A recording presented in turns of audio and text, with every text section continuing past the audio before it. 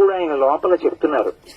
అంతటి పవిత్ర జీవనం ఉన్నవారు ఆయన కడుపున పుట్టారు. అందుకే ప్రపంచాన్నంతటినీ ఆయన పాట కదలించింది.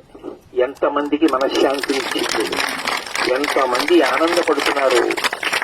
ప్రతిరోజు కొన్ని కోట్ల మంది సంతోషించేటట్టుగా ఒక వ్యక్తి కంఠం పనికొస్తోంది అంటే, కొన్ని లక్షల దేవాలయాల్లో ఆ కంఠం మ్రోగుతుంది అంటే, కొన్ని లక్షల మంది ఆయన్ని చూడాలి అని ఎదురు చూస్తారు అంటే, అంత కీర్తి రావాలి అంటే యశస్విని అని అమ్మవారు ఎంతంత స్థాయిలో ఆ కీర్తినిస్తుందో వేదం వ్యాఖ్యానం చేస్తుంది.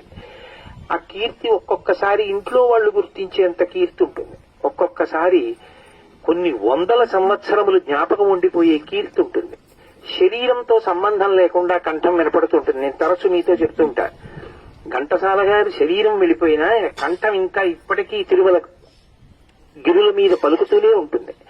అంతటి కీర్తివంతుడు కావాలి అంటే అది ఏదో ఈశ్వరానుగ్రహం చేత కారణజన్ముడై వచ్చిన వారై ఉండాలి. అటువంటి